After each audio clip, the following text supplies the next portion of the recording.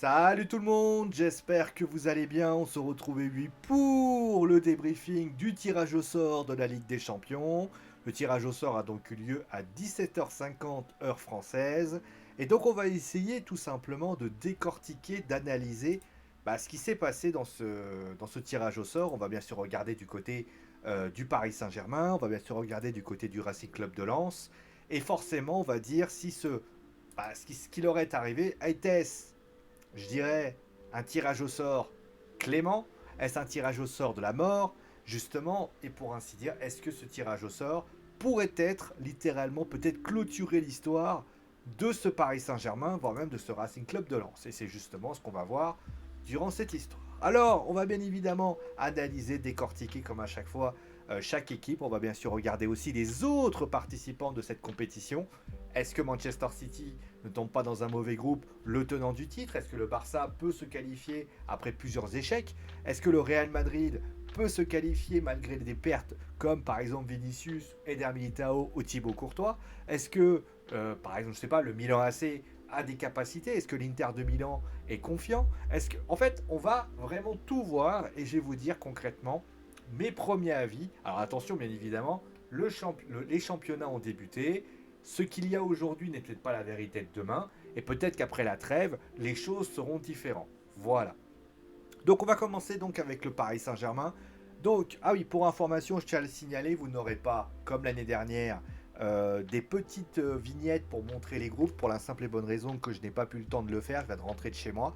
Donc vous allez voir ma tronche. Je sais que certains ont parfois des nausées quand ils me voient. Désolé pour vous, va falloir vous supporter ça, sinon tout simplement vous allez voir une autre personne. Vous inquiétez pas, je ne vous en voudrais pas. Ça, c'est quelque chose que j'ai arrêté de faire. Bon, allez, on commence tout de suite avec le Paris Saint-Germain. Alors le Paris Saint-Germain, c'est assez drôle, puisque l'après-midi, il y avait notamment, je crois que c'est le matin ou l'après-midi, enfin vers midi, il y avait une discussion sur le groupe de la mort. Et le groupe de la mort qui avait été proposé visait le Real Madrid, le Borussia, pas le Borussia, le Real Madrid, lapsus révélateur, le Real Madrid, le Milan AC et Newcastle. Eh bien, je suis fier de vous annoncer que le mec qui a fait ça, je l'invite à aller, euh, comment dire, à aller tout simplement jouer au loto, parce qu'il a tout simplement 3 sur 4. Le Paris Saint-Germain atterrit donc dans le groupe F, qui a le Paris Saint-Germain, le Borussia Dortmund, la puce révélateur, le Milan AC et Newcastle, pour ainsi dire. Alors, au niveau de ça, on va commencer tout de suite par le dire. Donc, le Paris Saint-Germain tombe sur le Milan AC, qui était donc le demi-finaliste de la Ligue des Champions l'année dernière. Newcastle, dont on connaît bien sûr leur puissance financière avec les Saoudiens.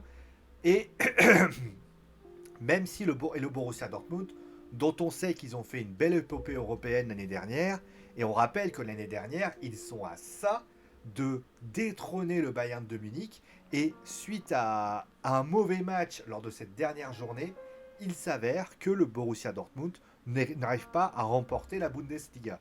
C'est pour vous dire à quel point cette équipe du Borussia Dortmund et tout ce qui va avec, donc il y avait quand même de la qualité. Pour le Paris Saint-Germain, on va pas se leurrer, c'est clairement le groupe de la mort. C'est le groupe le plus difficile de tous les autres groupes que je vais vous citer par la suite. Est-ce que c'est une mauvaise chose? Est-ce que c'est une bonne chose? C'est clair que quand on regarde les qualités proposées par ce qu'il en est, on peut constater d'ailleurs une chose, déjà, première chose qui m'a fait sauter, qui m'avait quand même fait sauter aux yeux, c'est que c'est la première fois que cette équipe, eh bien, le deuxième, donc celui qui a été tiré en deuxième, est peut-être moins fort que les deux autres, le troisième et le quatrième. C'est un groupe assez homogène, mais c'est un groupe où le deuxième n'a pas de, on va dire, une hausse par rapport enfin, le premier est un peu au-dessus, parce que le premier, il a des mannes financières, et quand tu vois, il y a quand même Kylian Mbappé, il y a quand même Ousmane Dembélé, mais sinon, il y a trois d'en dessous qui peuvent détrôner le premier, mais qui peuvent aussi se faire mal entre eux. Et ça, c'est très intéressant. Après, c'est vrai que, on va pas se leurrer, c'est le groupe le plus difficile qu'a eu le Paris Saint-Germain sous l'ère Qatari. Et au final, est-ce que c'est une mauvaise chose? Eh bien, finalement, on va commencer par dire la première chose, non. Je veux dire, On sait que le Paris Saint-Germain est en train de démarrer une nouvelle ère, l'ère aujourd'hui qatari, cette ère 2.0 avec notamment euh, une nouvelle identité, une nouvelle mentalité. Et j'ai envie de vous dire, si tu as envie d'être testé, tu peux pas te tester autrement que ce groupe-là. C'est-à-dire que c'est le groupe où tu sais que ce Paris Saint-Germain-là, même si là aujourd'hui clairement c'est un groupe très difficile. C'est un groupe très difficile avec des bonnes équipes. Rappel, hein, j'ai cité quand même quelles ont été les trois. Oui, c'est un groupe où les trois, pour moi, restent en dessous du Paris Saint-Germain parce que leur effectif est moins impressionnant. Je vais prendre l'effectif du PSG, il y a quand même du Skriniar, il y a quand même du... Alors peut-être au milieu de terrain, c'est un peu limite, mais sinon vous avez du Dembélé, vous avez du Mbappé, vous avez quand même des sacrés éléments qui vous permettront vous qualifier, en tout cas de finir deuxième. Maintenant, c'est vrai que à la moindre contre-performance du PSG, là, on pourra se dire attention. Là, il faudra faire très attention. Déjà, les trois matchs au Parc des Princes devront être significatifs de victoire. Ils ne pourront pas, le PSG ne pourra pas se dire bon bah voilà, on se repose sur les un des matchs parce que s'ils perdent contre Dortmund ou s'ils perdent contre le Milan AC, c'est des points qu'ils vont aller chercher à l'extérieur et là ça sera encore plus compliqué. Attention, on n'est pas à l'abri d'une élimination du PSG. Ça me fait penser un petit peu d'ailleurs, on peut commencer à le dire, un petit peu à ce qui s'est passé avec le Barça quand il y avait l'Inter et le Bayern de Munich. C'est-à-dire qu'on avait quand même le 3. Le Barça était quand même une équipe globalement intéressante, avec notamment un bel effectif. Sauf que ce qui s'est passé, c'est que au dernier moment, l'Inter de Milan, beaucoup plus structuré, s'en est mieux sorti que ça. Donc attention à ce Paris Saint-Germain-là. Un mauvais début pourrait entraîner des problèmes à ce Paris Saint-Germain et pour ainsi dire pourrait les faire s'éliminer. Maintenant, si tu veux, on va dire, tester ton effectif et montrer ta mentalité et être plus intéressant, il n'y a pas 36 solutions. Tu dois prendre ton équipe, la faire tester avec des cas de. Enfin, oui, avec des main events de tout ça, avec un groupe difficile. C'est-à-dire qu'aujourd'hui, une équipe comme le PSG ne pourra pas se reposer sur leur laurier. Et c'est peut-être ce qu'ils avaient aussi comme problème. On avait une équipe du Paris Saint-Germain qui avait tendance peut-être à se reposer trop sur ce qu'ils étaient capables de faire. Et aujourd'hui, c'est pas le cas. Ils ont trois équipes difficiles. C'est-à-dire que plus vite ils réussissent à faire le travail, plus vite le PSG se qualifie. Et d'ailleurs, pour information, j'ai regardé les championnats, j'ai regardé les classements présentés. On va pas se leurrer. Aujourd'hui, les trois équipes. Alors, Newcastle est moins en forme, mais après ils ont affronté Liverpool. Je crois qu'ils ont affronté Liverpool et ils ont affronté Manchester City. Donc c'est clairement, c'est pas totalement la même chose. Mais le Borussia Dortmund a déjà aligné 4 points sur deux matchs. Donc ça veut dire qu'ils sont en forme. Le Milan AC, eux, sont déjà leaders du championnat. Et pour ce qui s'agit de la Première Ligue, je vais vous dire ça tout de suite. Pour la Première Ligue, bon, Newcastle est un peu plus bas. Après, comme je l'ai dit, Newcastle, pour ainsi dire, a certes aligné un Aston Villa 5-1. Après, ils ont quand même affronté Manchester City et Liverpool en 2 semaines de suite. Donc on peut considérer aussi que face à des équipes beaucoup plus faibles, ils vont revenir sans le moindre problème. Voilà. Donc maintenant que j'ai dit tout ça, voilà, on va pas se leurrer, ça va pas être un match facile, ça va pas être des matchs faciles. Après, j'ai envie de dire, tu veux gagner, tu veux être impressionnant, c'est face à ces équipes-là que tu dois faire. Tu peux pas te permettre, on va dire, de dire ah bah non, finalement, on va y aller en dilettante. Surtout que ce PSG-là n'aura pas le droit d'être en dilettante parce qu'au moindre petit coup, ne t'inquiétez pas que ça se passe. D'ailleurs, ironie de la chose, quand tu regardes ce qui a été proposé, tu vois notamment que le Milan AC, il va y avoir l'affrontement des Hernandez.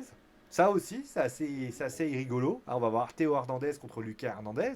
Et puis, il y a aussi, on ne va pas se leurrer, le Borussia Dortmund, c'est quand même la dernière fois qu'ils ont affronté le Borussia Dortmund. C'était notamment avant le Final 8, et on se souvient qu'il y avait un certain Erling Haaland qui était là, donc ça pour ainsi dire. Et puis Newcastle, c'est un peu les deux clubs États, entre guillemets, qui vont s'affronter. Donc c'est intéressant, et on va justement voir comment les choses vont se mettre en place, pour ainsi dire. Bon, maintenant qu'on a dit ça, on va passer maintenant aux deuxième clubs qui ont été proposés. On va passer au Racing Club de Lens. Le Racing Club de Lens qui donc, tombe sur un groupe difficile. Enfin après, ça reste difficile pour eux malgré tout au vu de leur niveau.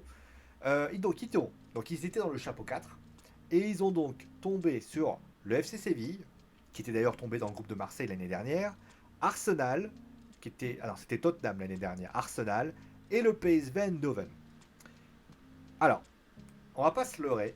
C'est certainement un groupe où le Racing Club de Lens n'est peut-être est pas favori du tout. Ça, c'est clair. Aujourd'hui, face à Arsenal, ils ne sont pas favoris. Arsenal, aujourd'hui, bien évidemment, est mieux armé pour pouvoir faire. Surtout qu'ils ont fait un recrutement assez clinquant et ils sont capables de faire quelque chose.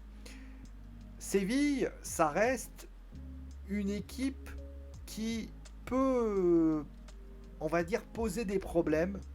Ils ont été vainqueurs de l'Europa League l'année dernière, mais c'est une équipe, parce que d'ailleurs vous comprenez pourquoi le Barça et Séville vont être ensemble, sont dans le même numéro 1, c'est parce qu'ils ont remporté l'Europa League. Mais le Séville de l'année dernière, on va pas se leurrer, n'était pas un Séville dominant. Donc ça veut dire, et cette année, on sait que Séville avait des difficultés et voulait vraiment vendre. Donc j'ai envie de te dire, on ne sait pas quel Séville ce sera cette saison. Et puis pour le PSV Eindhoven, ben, ça reste une équipe qui peut poser des problèmes. Est-ce qu'elle est à la hauteur du Racing Club de Lens?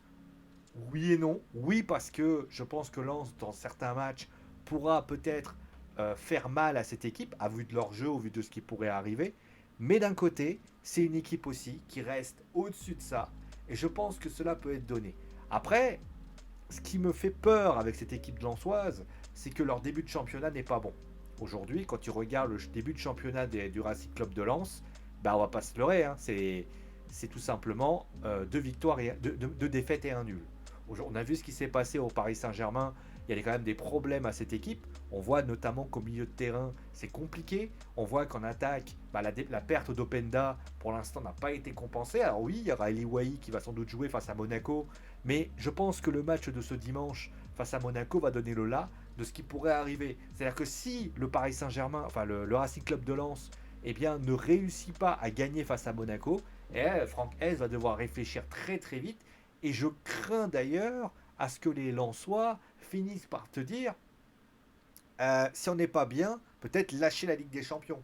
Parce que je sais qu'on va dire oui, les Coupes d'Europe ça se refuse pas, mais si tu es 18ème du championnat et que tu n'es pas capable de marquer un point, ça quand même de marquer des points et même des victoires, ça peut vite devenir un problème face à une équipe. Je rappelle, hein, le Racing Club de Lens, c'est pas pour leur faire injure. Je suis pas en train de taper sur le Racing Club de Lens dont j'ai longtemps louangé. C'est que cette équipe, avec les pertes de Seko Fofana, avec les pertes de Loïs Openda, je pense que cette équipe a perdu beaucoup de qualité et je pense que cette équipe aujourd'hui, eh ben, elle est pas. Moi, j'aurais mis, il y aurait eu Fofana et Openda dans cette histoire. Je pense que ils auraient pu faire quelque chose. Là, je suis quand même plus perplexe. Alors, ils pourront quand même essayer de se qualifier en Europa League. Je pense que l'Europa League est à leur portée. Par contre, pour ce qui s'agit des qualifiés, je pense que Arsenal peut se qualifier. Après, ça va jouer entre Séville et le PSV Eindhoven. Donc le Racing Club de Lens, ça va quand même être très compliqué. Ah, je ne l'ai pas dit pour du côté du groupe F. Je vois quand même le Paris Saint-Germain se qualifier parce que je pense que le Paris Saint-Germain, en tout cas, ils diront en Europa League, mais je pense qu'ils vont pouvoir se qualifier. Après, pour ce qui s'agit du groupe F, pourquoi je dis que c'est un groupe aussi difficile? Parce que les trois qui sont là peuvent se qualifier. Le Borussia Dortmund, le Milan AC et Newcastle peuvent se qualifier, alors que j'ai des bulles qui arrivent dans mon truc. Mais voilà ce qu'il en est. Après, si vous demandez de choisir un en particulier, bah, j'ai envie de dire que j'hésite un petit peu entre Milan et Newcastle, parce que je pense que Milan et Newcastle ont quand même quelque chose d'intéressant. Après, je vais mettre le Milan parce que je trouve que le Milan a quelque chose de plus. Mais après, ça se joue à peu de choses pour ainsi dire. Voilà. On passe maintenant aux autres groupes. Alors les autres groupes, vous allez voir, ça va être assez rapide. Vous allez trouver très très vite qui pourra être donné. Pour le groupe A, bah, on a quand même deux adversaires qui vont s'affronter et nous offrir de belles affiches. C'est le Bayern de Munich et Manchester United. Après, je pense qu'ils vont se qualifier puisqu'ils affrontent. Après, il y aura Copenhague et Galatasaray. Alors oui, Galatasaray peut être un petit épouvantail entre ces deux équipes. Bon, on a quand même à peu près le tiercé. Je pense que le Bayern sera premier et Manchester United sera deuxième. Pour le groupe C, je pense on a donc eu le Napoli, le Real Madrid, Braga, donc qui étaient notamment ceux qui devaient affronter l'Olympique de Marseille. D'ailleurs, si l'OM avait été qualifié, ils auraient été d'ailleurs dans le groupe C avec donc le Braga à la place de Braga. Donc Naples, le Real Madrid, Braga et l'Union Berlin. Je pense que Naples et le Real Madrid, je pense que ça sera bon, sachant que le Napoli pour l'instant se débrouille plutôt bien. Après pour le Real, je pense qu'ils vont se qualifier, mais ils ont quand même pas mal de pertes. ils auront pas Vinicius directement, donc ça va peut-être être un problème pour cette équipe. Après, après ça va peut-être être un problème au début, mais je pense qu'ils pourront remettre les pendules à l'heure et je serais pas étonné que cela se passe bien. Pour le groupe D, donc on a Benfica, l'Inter de Milan, le Real Salzbourg, les Red Bull Salzbourg, pardon, et la Real Sociedad. L'Inter, ça c'est clair. Le Inter, je pense que l'Inter de Milan peut se qualifier sans problème. Il y aura peut-être un deal entre Benfica et la Real Sociedad. Mais je verrais bien une petite pièce au Benfica qui a quand même fait une bonne chose. Alors certes, ils ont perdu quand même pas mal de joueurs, ils ont perdu Gonzalo Ramos, notamment leur buteur. Mais après, ils sont quand même capables de trouver des belles choses, pour ainsi dire. Pour le groupe E, on a donc Feyenoord Rotterdam, l'Atlético Madrid, la Lazio de Rome et le Celtic Glasgow. Alors j'aurais bien aimé le Celtic, parce que j'aime beaucoup le Celtic Glasgow, j'aime beaucoup les supporters écossais. Après, je verrais bien donc l'Atlético Madrid, ça c'est clair.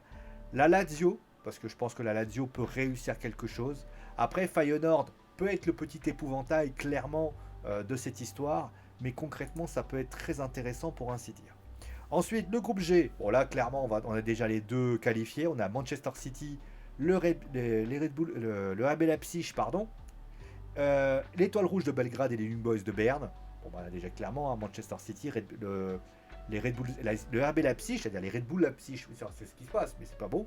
Alors on a sans doute Berne qui sera 3e et 4e, l'Étoile Rouge de Belgrade. Et ensuite le groupe H, le FC Barcelone, le FC Porto, le Shakhtar Donetsk et le Royal Antwerp. Alors je sais pas quel est ce club, on va regarder. C'est... Alors si ça veut bien se lancer... C'est le Royal Antwerp, c'est belge. Voilà, c'est le club belge. C'est le club belge du Royal Antwerp. Je savais pas que l'Union Saint-Gilloise n'était pas qualifiée, tu vois. Ça m'étonne un peu. Bon, bref. Bah écoutez, Barcelone, clairement, parce que je pense que Barcelone peut être quelque chose. Et alors, moi, toujours avec cette guerre en Ukraine, je suis quand même un peu perplexe.